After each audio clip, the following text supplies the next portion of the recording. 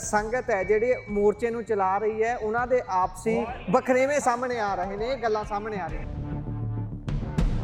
ਕਿਸੇ ਨੇ ਮੇਰੇ ਨਾਲ ਰੁੱਸ ਜਾਣਾ, ਮੈਂ ਕਿਸੇ ਨਾਲ ਰੁੱਸ ਜਾਣਾ, ਇਹ ਅੰਦਰੂਨੀ ਗੱਲਾਂ ਚੱਲਦੀਆਂ ਰਹਿੰਦੀਆਂ। ਪਰਿਵਾਰਾਂ 'ਚ ਰੋਜ਼ ਹੀ ਮੋਰਚਾ ਇੱਥੇ ਤੱਕ ਕਾਮਯਾਬ ਹੋ ਗਿਆ ਸੀ ਕਿ ਲੋਕਾਂ ਨੇ ਜਿਹੜਾ ਸਰਕਾਰੀ ਤੌਰ ਤੇ 26 ਜਨਵਰੀ ਮਨਾਈ ਜਾਂਦੀ ਆ, ਉਹ ਲੋਕਾਂ ਨੇ ਨਕਾਰਤੀ ਸੀ।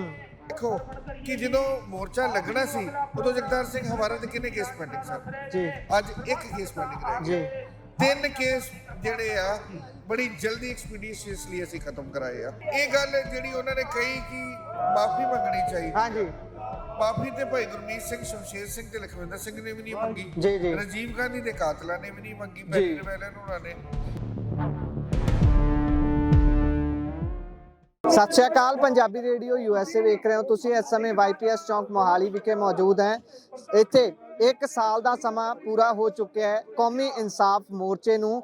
ਕੀ ਮੋਰਚੇ ਦੀਆਂ ਇਸ ਸਮੇਂ 1 ਸਾਲ ਦੇ ਵਿੱਚ ਪ੍ਰਾਪਤੀਆਂ ਰਹੀਆਂ ਨੇ ਤੇ ਆਉਣ ਵਾਲੇ ਜਿਹੜੇ ਪੜਾਅ ਉਹ ਕੀ ਸੋਚੇ ਗਏ ਨੇ, ਜਿਹੜੀ ਕਮੇਟੀ ਹੈ ਉਹਨਾਂ ਦੇ ਵੱਲੋਂ ਆਪਾਂ ਗੱਲਬਾਤ ਕਰਨ ਦੀ ਜਿਹੜੀ ਕੋਸ਼ਿਸ਼ ਉਹਨਾਂ ਦੇ ਨਾਲ ਕਰਾਂਗੇ। ਭਾਈ ਸਾਹਿਬ ਸਾਡੇ ਨਾਲ ਨੇ। ਵਾਹਿਗੁਰੂ ਜੀ ਕਾ ਖਾਲਸਾ, ਵਾਹਿਗੁਰੂ ਜੀ ਕੀ ਫਤਿਹ। ਸੋ 1 ਸਾਲ ਦਾ ਸਮਾਂ ਪੂਰਾ ਹੋ ਚੁੱਕਿਆ ਹੈ। ਇਸ ਸਮੇਂ ਜੇਕਰ ਮੋਰਚੇ ਦੀਆਂ ਪ੍ਰਾਪਤੀਆਂ ਦਾ ਵੇਰਵਾ ਦੇਣਾ ਹੋਵੇ 1 ਸਾਲ ਦੇ ਅੰਦਰ ਤਾਂ ਕਿਹੋ ਜਿਹੀਆਂ ਪ੍ਰਾਪਤੀਆਂ ਨੇ? ਪ੍ਰਾਪਤੀਆਂ ਮੈਂ ਤੁਹਾਨੂੰ ਆ ਬੋਰਡ ਲੱਗਾ, ਹਾਂਜੀ, ਇਸ ਬੋਰਡ ਜਿਹੜਾ ਪਹਿਲਾਂ ਬੋਰਡ ਲੱਗਾ ਹੁੰਦਾ ਸੀ, ਹਾਂਜੀ, ਉਹਦੇ 'ਚ 9 ਬੰਦੀ ਸਿੰਘਾਂ ਦੀਆਂ ਫੋਟੋਆਂ ਹੁੰਦੀਆਂ ਸੀ, ਹੁਣ 6 ਨੇ ਜੀ। 3 ਬੰਦੀ ਸਿੰਘਾਂ ਦੀਆਂ ਫੋਟੋਆਂ ਇਸ ਕਰਕੇ ਹਟਾ ਦਿੱਤੀਆਂ ਗਈਆਂ ਕਿ ਉਹ ਆਪਣੇ ਘਰਾਂ ਦੇ ਵਿੱਚ ਆਰਾਮ ਨਾਲ ਆਜ਼ਾਦੀ ਦਾ ਨਿੱਘ ਬਣ ਰਹੇ ਨੇ ਆਪਣੇ ਪਰਿਵਾਰਾਂ 'ਚ। ਉਹ ਕੰਡੀਸ਼ਨਲ ਬੇਲਾਂ ਮਿਲ ਗਈਆਂ ਉਹਨਾਂ ਨੂੰ। ਇਹ ਕੌਮੀ ਇਨਸਾਫ ਮੋਰਚੇ ਦੀ ਪਹਿਲੀ ਪ੍ਰਾਪਤੀ ਜੀ।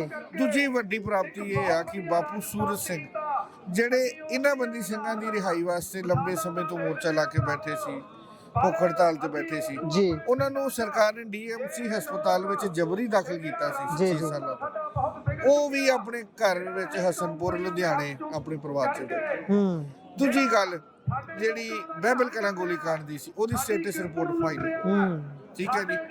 ਉਹਦਾ ਜਿਹੜਾ ਸੁਖਰਾਜ ਸਿੰਘ ਨੇ ਮੋਰਚਾ ਲਾਇਆ ਸੀ ਉਹ ਵੀ ਮੁਕੰਮਲ ਕਰ ਦਿੱਤਾ। ਤੀਜੀ ਸਾਡੀ ਪ੍ਰਾਪਤੀ ਇਹ ਆ ਕਿ ਏਡੀ ਵੱਡੀ ਸੰਗਤ ਜਿਹੜੀ ਅੱਜ ਇਸ ਮੋਰਚੇ 'ਚ ਆਈ ਆ, ਇਹਦੇ ਨਾਲ ਅਸੀਂ ਇਹ ਮਹਿਸੂਸ ਕਰਦੇ ਆ ਕਿ ਕੌਮੀ ਇਨਸਾਫ ਮੋਰਚੇ ਨੇ ਪੂਰੇ ਭਾਰਤ 'ਚ ਇਹ ਗੱਲ ਆਵਾਜ਼ ਪਹੁੰਚਾਤੀ ਹੈ ਕਿ ਬੰਦੀ ਸਿੰਘਾਂ ਦੇ ਨਾਲ ਸਰਕਾਰਾਂ ਜਿਹੜਾ ਬੇਇਨਸਾਫੀ ਕਰ ਕਿ ਇੱਕ ਬੰਦੀ ਸਿੰਘ ਨੇ ਜਿਨ੍ਹਾਂ ਨੇ ਆਪਣੀ ਸਜ਼ਾ ਕੱਟ ਲਈ ਆ ਪਰ ਉਹਨਾਂ ਨੂੰ ਫਿਰ ਵੀ ਜੇਲ੍ਹਾਂ ਚੋਂ ਰਿਹਾ ਨਹੀਂ ਕੀਤਾ ਜਾ ਰਿਹਾ। ਇਹ ਪਬਲਿਕ ਓਪੀਨੀਅਨ ਮੋਰਚੇ ਦੀ ਵਰਲਡ ਲੈਵਲ ਤੇ ਪਹੁੰਚ ਗਈ ਆ। ਇਹ ਸਾਡੀ ਸਭ ਤੋਂ ਵੱਡੀ ਪ੍ਰਾਪਤੀ। ਇੱਕ ਪਬਲਿਕ ਓਪੀਨੀਅਨ ਇਹ ਵੀ ਬਣਦਾ ਜਾ ਰਿਹਾ ਸੀ ਸੰਗਤ ਦੇ ਵਿੱਚ ਬੀਤੇ ਸਮੇਂ ਦੌਰਾਨ, ਤਾਂ ਇਹ ਬਹੁਤ ਪ੍ਰਚੰਡ ਵੀ ਹੋਇਆ ਕਿ ਜਿਹੜਾ ਮੋਰਚਾ ਲੱਗਿਆ ਹੋਇਆ ਸੀ ਉਹਦੀ ਕਿਤੇ ਨਾ ਕਿਤੇ ਛਾਪ ਜਿਹੜੀ ਆ ਉਹ ਮੱਠੀ ਪੈ ਰਹੀ ਹੈ। ਕਿਤੇ ਨਾ ਕਿਤੇ ਜਿਹੜੀ ਸੰਗਤ ਹੈ ਜਿਹੜੀ ਮੋਰਚੇ ਨੂੰ ਚਲਾ ਰਹੀ ਹੈ, ਉਹਨਾਂ ਦੇ ਆਪਸੀ ਵਖਰੇਵੇਂ ਸਾਹਮਣੇ ਆ ਰਹੇ ਨੇ, ਇਹ ਗੱਲਾਂ ਸਾਹਮਣੇ ਆ ਰਹੀਆਂ ਸੀ। ਦੇਖੋ ਇਹ ਗੱਲਾਂ ਕੁਦਰਤੀ, ਜਦੋਂ ਪਰਿਵਾਰ ਵੱਡਾ ਹੋ ਜਾਂਦਾ ਹੈ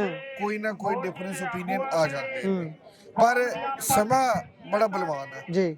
ਗੁਰੂ ਸਾਹਿਬ ਦੀ ਕਿਰਪਾ ਹੈ ਕਿ ਮੋਰਚਾ ਅੱਜ ਫਿਰ ਜਿਉਂਦਾ ਤਿਉਂ ਜੀ। ਤੁਹਾਨੂੰ ਯਾਦ ਹੋਏਗਾ ਕਿ ਮੋਰਚਾ ਇੱਥੇ ਤੱਕ ਕਾਮਯਾਬ ਹੋ ਗਿਆ ਸੀ ਕਿ ਲੋਕਾਂ ਨੇ ਜਿਹੜਾ ਸਰਕਾਰੀ ਤੌਰ ਤੇ 26 ਜਨਵਰੀ ਮਨਾਈ ਜਾਂਦੀ ਆ, ਉਹ ਲੋਕਾਂ ਨੇ ਨਕਾਰਤੀ ਸੀ।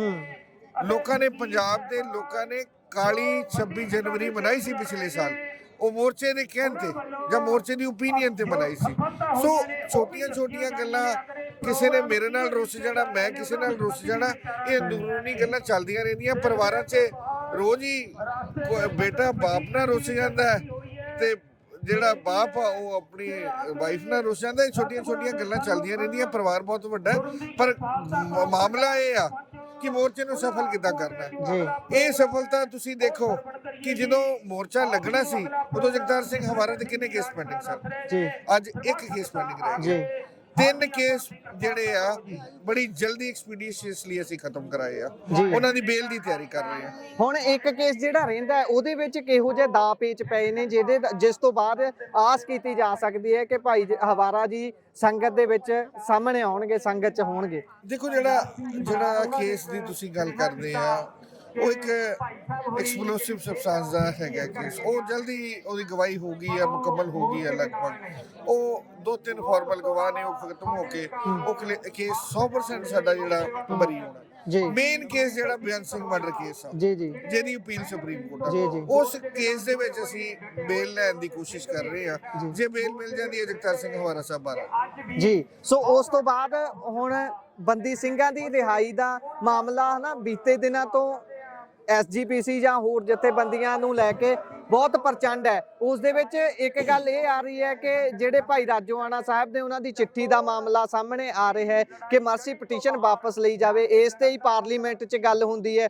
ਜਦੋਂ ਪਾਰਲੀਮੈਂਟ 'ਚ ਗੱਲ ਹੁੰਦੀ ਹੈ ਤਾਂ ਦੇਸ਼ ਦੇ ਗ੍ਰਹਿ ਮੰਤਰੀ ਦਾ ਜਿਹੜਾ ਰਵੱਈਆ ਹੈ ਉਹ ਬਹੁਤ ਹੀ ਸਿੱਖਾਂ ਦੇ ਪ੍ਰਤੀ ਕਹਿ ਲਈਏ ਕਿ ਸਹਿਰਦ ਨੀਗਾ ਜਾਂ ਫਿਰ ਚੰਗਾ ਨੀਗਾ। ਉਹਨੂੰ ਕਿਵੇਂ ਵੇਖਦੇ ਹੋ? ਮੋਰਚਾ ਲੱਗੇ ਨੂੰ ਲੰਬਾ ਸਮਾਂ ਹੋ ਚੁੱਕਿਆ ਹੈ। ਜੇ ਇੱਕ ਤਾਂ ਉਹ ਵੀ ਪ੍ਰਾਪਤੀ ਹੋਣੀ ਚਾਹੀਦੀ ਸੀ ਨਾ ਕਿ ਸੈਂਟਰ ਸਰਕਾਰ ਤੱਕ ਇਹ ਗੱਲ ਪਹੁੰਚੀ ਹੁੰਦੀ, ਉਹ ਵੀ ਇਸ ਤੇ ਕੋਈ ਗੌਰ ਕਰਦੇ ਕਿ ਉਹਨਾਂ ਦੇ ਵੱਲੋਂ ਤਾਂ ਹੋਰ ਹੀ ਤਰ੍ਹਾਂ ਦਾ ਰਵੱਈਆ ਪੇਸ਼ ਕੀਤਾ ਜਾ ਰਿਹਾ ਹੈ।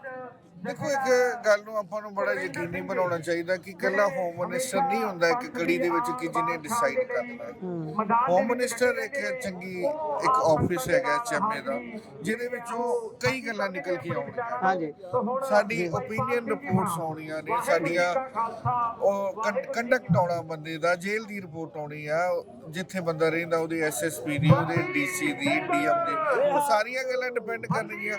ਇਹ ਤੇ ਨਹੀਂ ਹੈਗਾ ਇਕੱਲਾ ਹੋਮ ਮਿਨਿਸਟਰ ਦੇ ਕਹਿਣ ਦੇ ਨਾਲ ਹੀ ਕਿ ਨਹੀਂ ਛੱਡਣਾ, ਤੇ ਬਾਕੀ ਜਿਹੜਾ ਸਾਰਾ ਆਮਲਾ ਜਾਮਲਾ ਹੈਗਾ ਐਡਮਿਨਿਸਟ੍ਰੇਸ਼ਨ ਦਾ, ਉਹ ਕਿੱਥੇ ਜਾਣਾ।